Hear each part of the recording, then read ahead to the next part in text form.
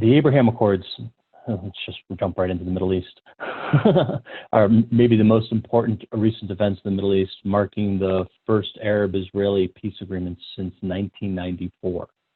Can you discuss the details of these agreements, the new relationships with the UAE and Bahrain? Well, I mean, there's been quite a lot of discussion here, and I think also in the United States, about what to call these agreements. Are they peace agreements? Are they something else? I mean, from what I can see, it's really just an establishment of normal relations between Israel and the United Arab Emirates and Bahrain. I think the agreements between Israel and the UAE are a little bit more progressed than the agreement with Bahrain. And I mean, the way that I can see things, there also seems to be a natural partnership between Israel and the Emirates in terms of business, dealings and investment in technology. I think Israel and the Gulf have many things in common, putting aside their shared strategic interests. They have very common areas of environmental concerns in a very arid region, which you're probably familiar with in Vegas. And so I think that there's a lot of area of cooperation. From what I have understood from the agreements that were signed last month in the White House, there'll be very soon will be an exchange of ambassadors between the countries. Already certain airlines have said they're going to start direct flights between the two countries. The UAE, which for the last, however long, decades, I guess, since Israel was created, you weren't able to even make a telephone call between the two countries because the lines were blocked. And immediately after the accords were announced, the Emirates changed that policy and they opened the phone lines. So we've really seen in the last few weeks, even this increase in mutual exchange of ideas. Today in Berlin, Israel's Foreign Minister Gabi Ashkenazi met with his counterpart from the Emirates. And they toured the Holocaust Museum in Berlin, which is a very big memorial to the Holocaust and the Second World War. Also, there was a phone call between Israel's entertainment or culture minister and the culture minister of the UAE. So we're already seeing this exchange of ideas and opening of cooperation between the two countries. And I'll tell you that on Sunday night, I was invited to participate in a Zoom call with Israel's defense minister and alternate prime minister Benny Gantz and a handful of Gulf journalists, including a journalist from Saudi Arabia. And it was really an eye-opener to see this exchange between, if you know who Benny Gantz is, he's Israel's defense minister. He was also a former IDF chief of staff, Israeli army chief of staff. So for journalists from the Gulf to be questioning such a high-ranking Israeli military official, and they made it public afterwards. They published the contents of that call. And so that was all very positive developments. I mean, there have been relations under the radar between the countries for many years. The extent of that, I don't think any of us know, but we know that this has been going on for much of the last decade, if not longer. So it's all coming to fruition now. It's all coming out in a very open way, which is it's encouraging. And I think it's really, as someone who's covered this area for the last 20 years, it's very exciting as well. So you said that there's been a lot of talks going on under the table for many years. We had the Arab Spring 10 years ago. Do you believe that this was sort of the culmination of the inevitable, the Middle East was going in this direction and the normalization of relations between these countries? Or do you believe there was any significant change in any of the administrations over the last few years that moved this along significantly? I mean, you could look at the individuals behind these accords and say, yes, it's because of them. And maybe there is an element of that. I know that, the leaders in the Emirates have been working, in recent years to really position themselves as a multicultural and multi-faith center in the Middle East. But I also think there has been a huge shift in geopolitical events in the Middle East. And, it happened in several ways. I mean, you mentioned the Arab Spring. I think that gave way to a young, very forward-thinking population. I think that there came a realization that the concept that the Palestinian issue was a uniting factor between all the Arab countries maybe wasn't so, and that every country was dealing with its own individual issues. But I think the biggest factor that has brought this to a point of what we're seeing now is this shared concept of the threat from Iran. And obviously it's something that Prime Minister Netanyahu has spoken about on many occasions at the United Nations, also in the joint session of Congress in 2015. And it's been his big issue. And I think more and more some of the moderate Arab states or the Sunni states in the region view things in very much the same way. The growing strength of Iran and its ambitions to become a nuclear power have really pushed Israel together with these other states in a way that we just haven't seen before. So let me just add to that conversation. So part of the agreements included an AIDS package to the UAE, I believe, which included the sale of F-35 jets to the UAE. So this military package is significantly because of the Iranian threat. However, are we giving up a lot of technology, and does that change Israel's security as well? Well, this has become a very big issue in the whole process of the Accords, and obviously it really came to the forefront immediately after a deal was announced. And I think there's been in Israel anyway, there's been a very mixed reaction. I've spoken to a lot of analysts, a lot of security people, political figures here, who really it's been a mixed reaction. And there's some who say this is a very dangerous precedent, that really it could, right now there's a friend in the Gulf, but who knows what's going to happen in the future. The Middle East is a very rapidly changing area, and you don't know who's going to, come up through the ranks and take over. And we saw that in Egypt even. You mentioned earlier the Arab Spring as well before, and we saw that for a few years after the Muslim Brotherhood took over, that relations between Israel and Egypt, which have a peace treaty, were strained. And so there was concern here. Now, just before the signing of the Accords in the White House last month, there was a lot of interest from my editors at the Washington Post for us to really explore this issue and do a story. And I think overwhelmingly the people that I spoke to said that the benefits of a peace deal with the Gulf would outweigh that concern.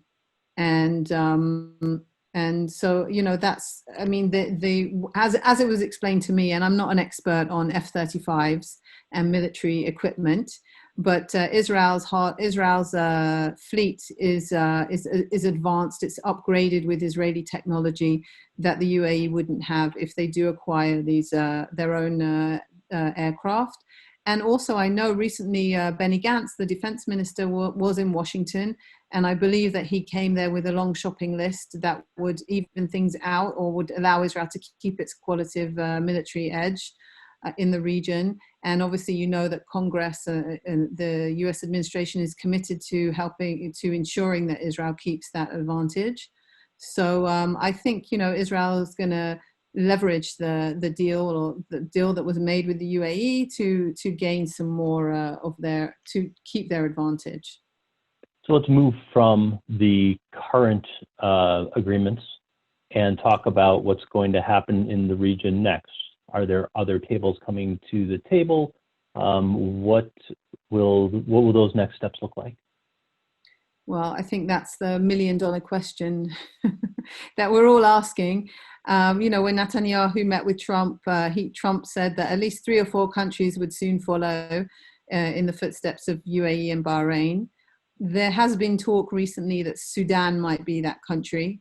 And there was some talks in Dubai or Abu Dhabi between the US administration and the leaders in Sudan. That hasn't seemed to have come to fruition yet. And I did work on a story last week exactly on that issue, on specifically looking at Sudan. And it doesn't seem that Sudan, which has undergone its own revolution or changes in leadership in the last 2 years, is really in a position to recognize Israel or normalize ties. I mean, Sudan or Khartoum was the original site of the Arab League declaration against Israel in the 1970s, so it seems like Sudan has still a long way to go, even though it is a country that would benefit from Israeli technology and Israeli advances in a big way, but they're not quite there yet from what I can understand. We also saw this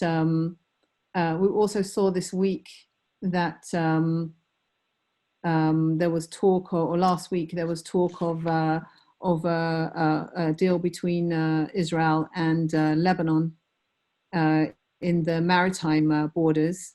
And I've spoke this week actually to Israel's energy minister, who's going to be leading that effort from Israel's side. And he seemed hopeful about that. But obviously there is challenges to reaching any sort of agreement between Israel and Lebanon. Well, we can just jump to Lebanon right now and talk about that in a little bit more detail. You said that there's the negotiations with Lebanon are opening up, I believe, next week. Is that correct? From what I understand, I mean that's what I've been told, that sometime next week, I believe maybe even exactly in a week from today, an Israeli delegation will meet with a Lebanese delegation to sit and discuss the demarcation of the maritime borders between the two countries, which have been in dispute for the last 3 decades. And there has been, I mean, these talks apparently have been going on behind the scenes for quite a while. They haven't been able to reach any resolution, but there is a hope that now, and this is what I'm trying to find out as a journalist, why this is coming about now, what is pushing the two sides together. I mean, Lebanon, we know, had this awful explosion in the port just over a month ago, and is facing very harsh economic conditions. The economy is about to collapse there, and perhaps in Lebanon they're looking for a way to find new revenues. And right now they're not in a position, because of this dispute, to develop or even explore for gas in the Mediterranean Sea. And you probably know that Israel already has 2 operational gas fields after discovering natural gas in the last decade. And those are already functioning. Israel signed an agreement with Cyprus and Greece earlier this year to pump gas into Europe. It has already reached agreements with Egypt and Jordan. So Israel's already benefiting from these natural gas fields. And I think that's something that, from what I understand, that's something that Lebanon would like to try and maximize as well. But because of this maritime dispute, no international company has been willing so far to go in and start drilling for gas there. And so with the current negotiations strictly being on those maritime borders so that for natural gas exploration, is your expectation that there might be a follow-on agreement or more formal normalization of relations there on the feet of a successful negotiation, or is that too speculative? I think that that's too hopeful for two countries that have been at war. And I mean, you know, there is no relations between Israel and Lebanon. I mean, when we look at Israel and the United Arab Emirates or the Gulf countries, even Saudi Arabia, there have been relations there under the surface for many years, but there is no such thing between Israel and Lebanon. Israel really views not Lebanon, but it views Hezbollah, which is a very dominant force in Lebanon, as being a proxy of Iran. So they see that, you know, the country is controlled by Hezbollah, therefore controlled by Iran. So Israel, I mean, in many ways, Israel's hopeful that the economic straits that Lebanon is in will push them into you know, formalizing this maritime agreement. But beyond that, I don't think there is any speculation that there will be, you know, first steps towards peace or even normalization between the two countries. Let's move from the Abraham Accords to the election cycles. So Israel may be facing its fourth election cycle in 2 years as another coalition government dissolves. What are the major parties over there? What is causing these coalition governments to dissolve at this frequency? Well, this is my favorite topic, actually. I covered three elections very, very closely over the, you know, through 2019 and the beginning of this year. You know, there is a situation here where, you know, Israel is Israel's system, I believe, contributes to this. What we've seen as I guess the best way to describe it, or the way I usually describe it to readers in the Washington Post, is a constitutional crisis. The parliamentary system is very fragmented. You don't have direct representation inside the parliament, so you vote for a party, and there's just so many parties in Israel. It's very different to the United States, where you have just two big parties. Here you have a party for every group. So, you know, and there's many divides. You have the ultra orthodox, you have the orthodox, you have secular, you have left wing, right wing, Arab population. So each one of those finds it very hard so the whole system is built on a coalition, because no party ever wins enough seats in the Knesset, the parliament, to form an outright majority. So there always has to be, even after the election, there always has to be negotiations between the parties. And that's one of the reasons why that has led to this breakdown. But also it's the force of Netanyahu. And you probably know, you seem like you're quite familiar with Israel's news, some of Israel's news cycle. He's already under indictment in 3 criminal cases. He's a very polarizing figure. I don't know if you've ever heard of a politician who's polarizing.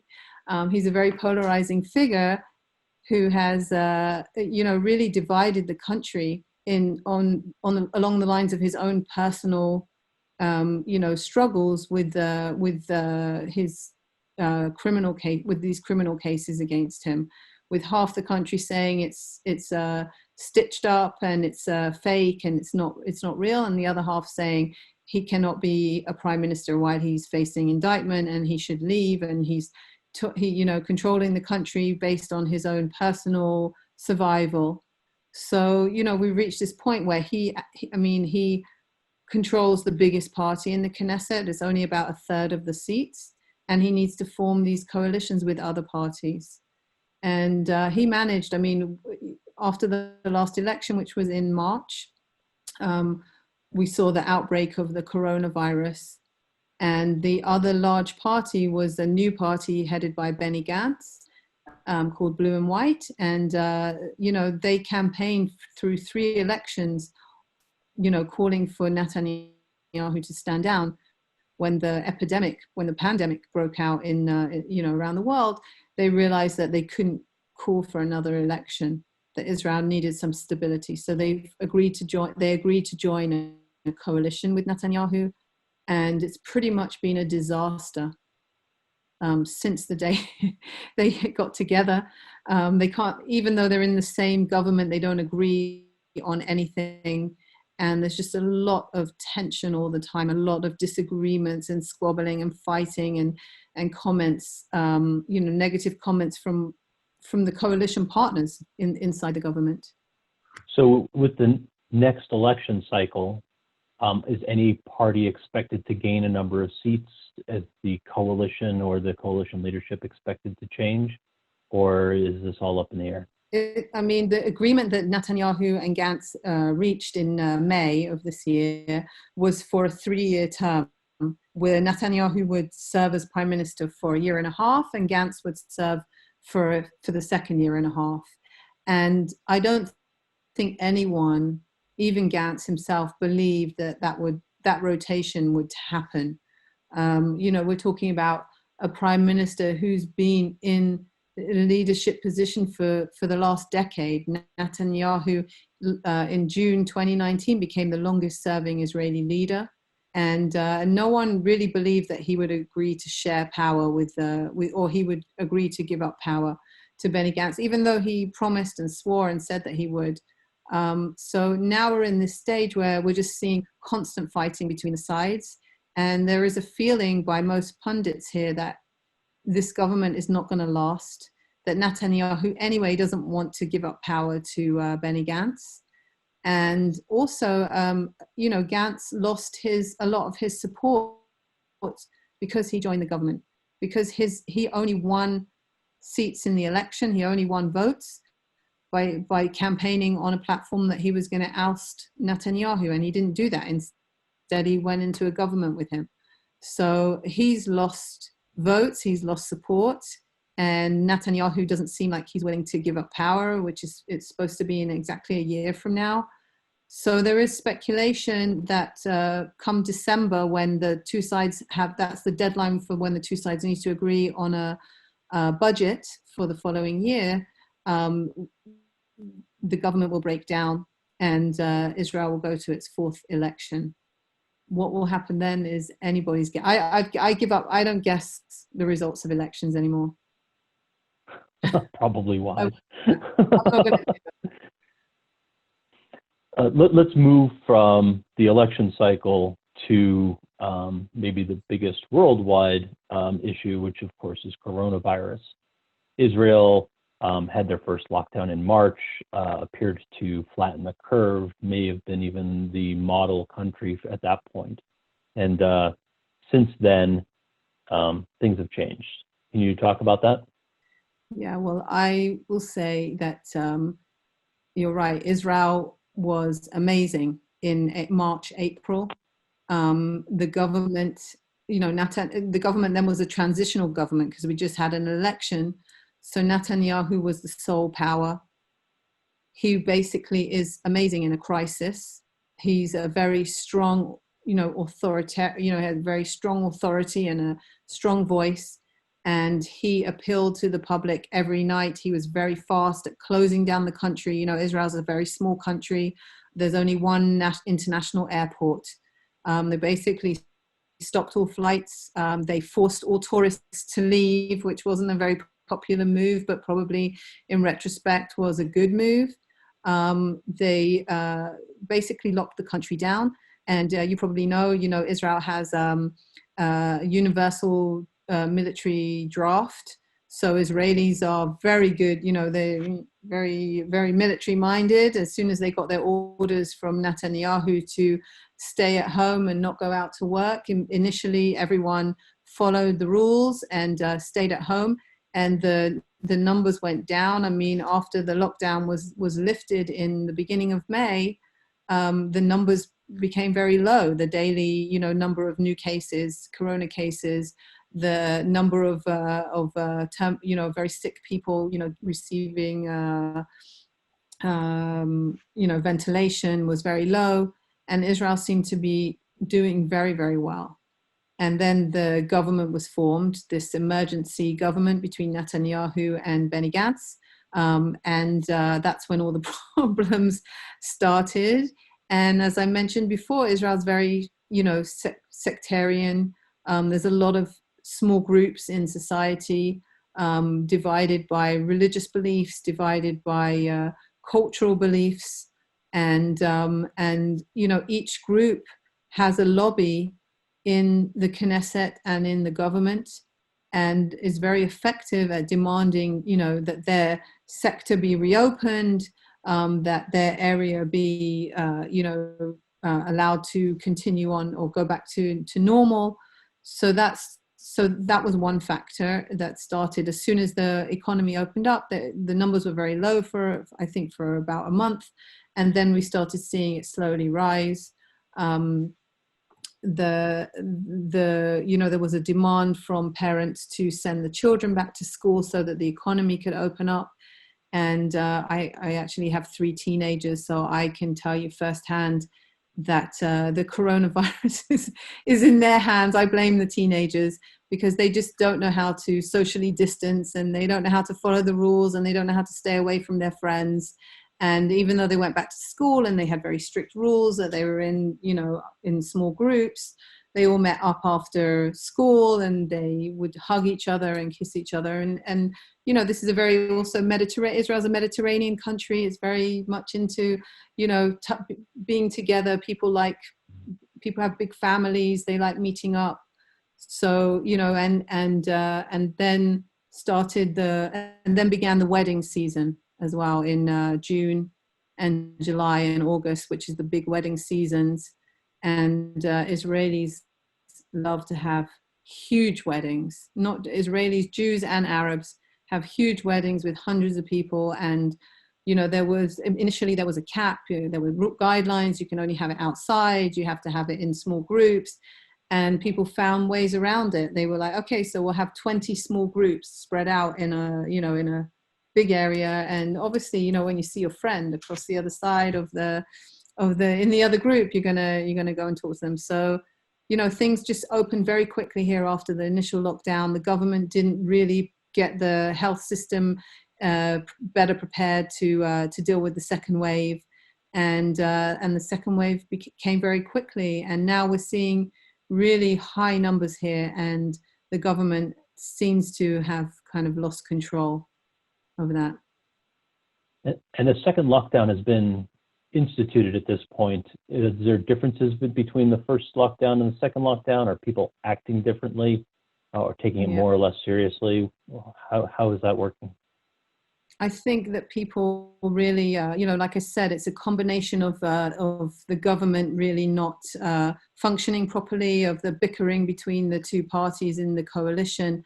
Also, we've seen, this has happened worldwide. I think we've seen, leaders who have not followed their own guidelines, and, people have just lost faith in the leadership. I'm originally from Britain, so I follow very closely what's going on there. I see that it's very similar.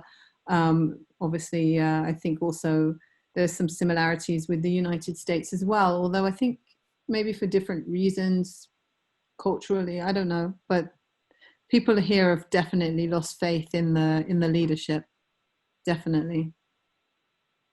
That's a shame. It's hopefully with the next election cycle, people can regain their faith. I'd like to move from our back and forth here and open it up to our audience for some questions.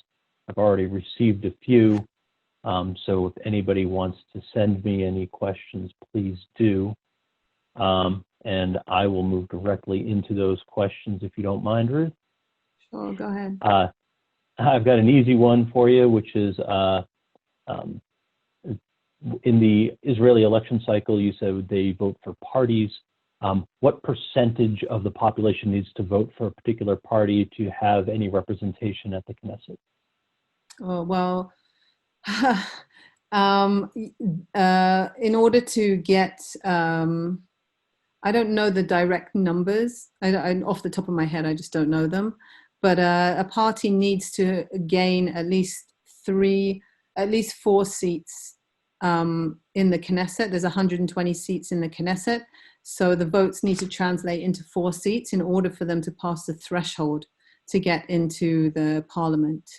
I don't know how much that translates in there's, the population in Israel is 9 million. Obviously, I think it's something like 60% of the population get to vote because around 40% are children or something like that.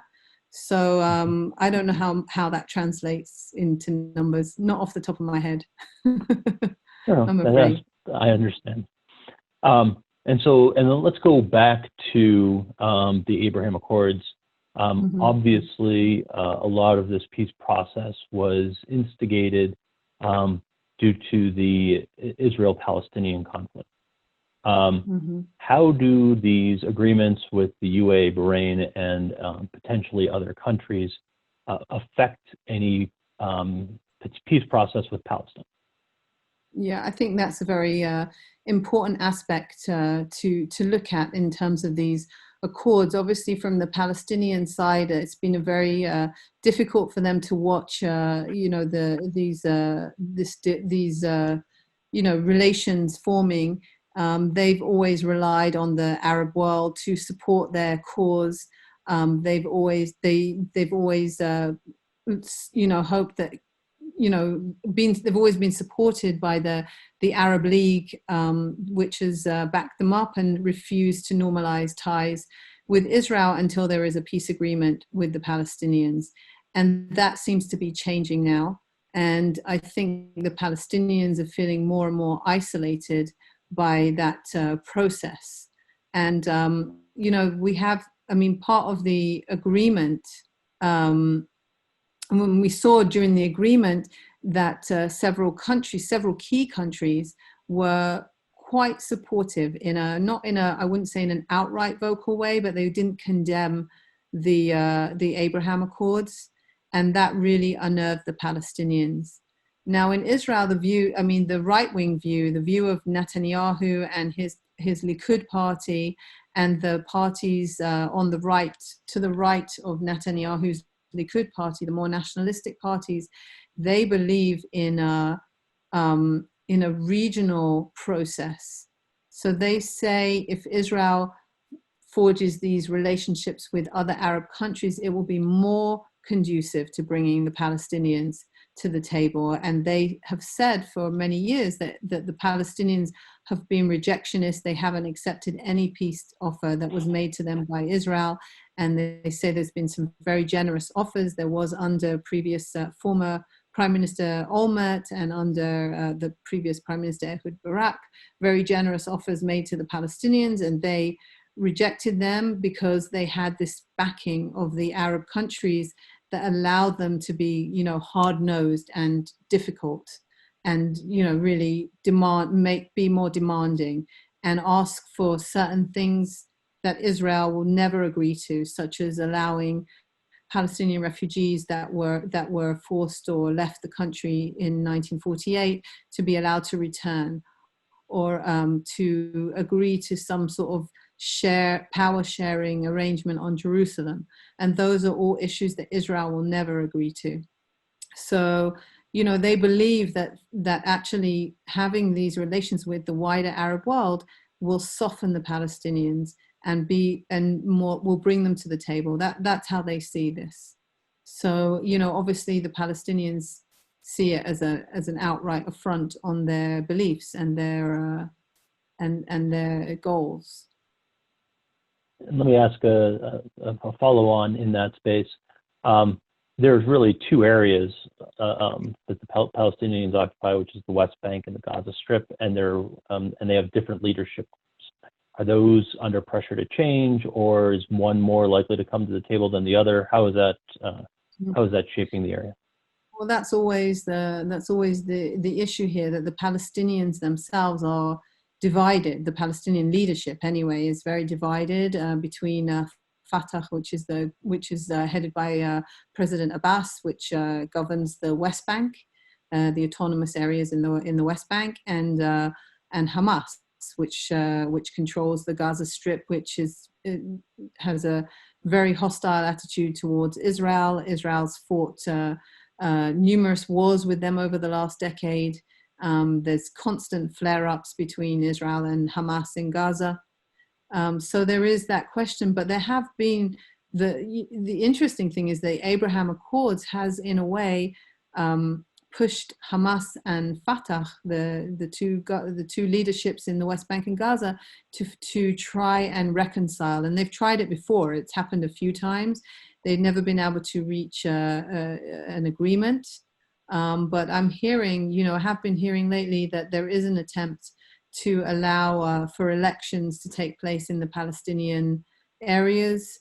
That will hopefully, the outcome will be one leadership, but that remains to be seen. They've had this has happened before, and it seems to happen every 2 or 3 years, and doesn't come to anything. I understand. Let me ask a question about elections. The United States is going through an election cycle as well.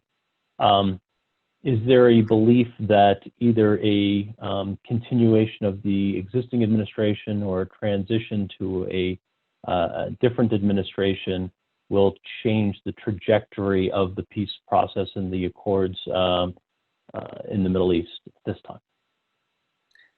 I mean, obviously, you asked, and I think you asked me initially about whether it was is it to do with personalities and the people that have brought these about, or is it the changing issues in the region? I mean, obviously there is there appears to be a special relationship between Netanyahu and Trump. They seem to, really like and admire each other. And so there definitely is a warm or strong, connection between Israel and the Trump administration. I mean, it's not just between Netanyahu and Trump. There is warm ties all the way down. I mean, Pompeo and Pence have visited Israel frequently. They seem very excited to come here, and obviously there is an element of the evangelical community which is very warm towards Israel, and obviously very supportive of the Trump administration as well. So there is these incredible ties which I think have been leveraged to get to the point of these agreements.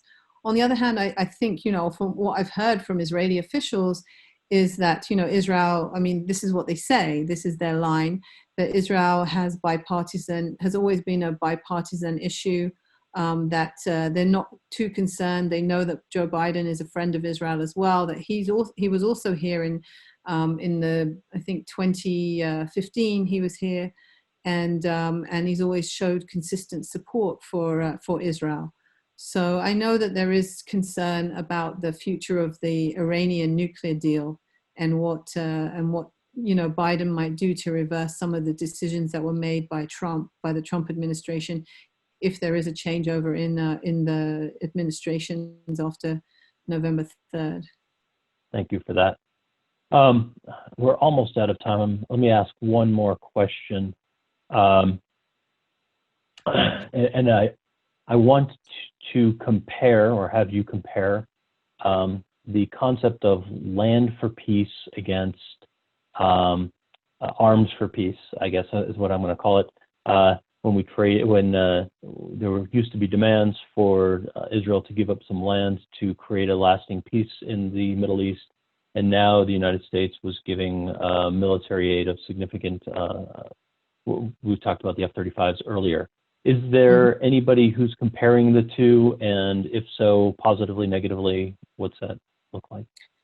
Well, Netanyahu's line since the Abraham Accords were announced is that, finally Israel can make peace for peace. That's been his framing of this agreement. When I was asked by my editors to look into the F-35s and to do a story, it did occur to me when I found out that, that the Israeli army had put together this big shopping list of military hardware, and that actually the peace accords were enabling this arms race, a conventional weapons race in the Middle East, because if the UAE is going to get the F-35s that it's been seeking for the last few years, So that's another power in the Middle East that's going to have this advanced weaponry, and Israel's obviously going to try to leverage that to get more weapons. So ironically, a peace deal is actually turning into an arms race. And I think people that I spoke to for that story did express concern, and these were people who were in the leadership of Israel. They did express concern about where that was going. But the Middle East is a tough neighborhood.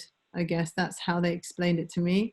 And if you're going to survive, you got to get tough. So that's what they say. That's what the politicians here say. I wanted to thank you so much, Ruth, for participating in today's presentation. You've been extraordinarily informative, and hopefully everybody's enjoyed the time you've been able to spend with us. And I wanted to say thank you to our audience for a lot of great questions and their participation as well. On that note, I would wish everybody a great day, and I wanted to say thank you again, Ruth. You're welcome. Have a good day.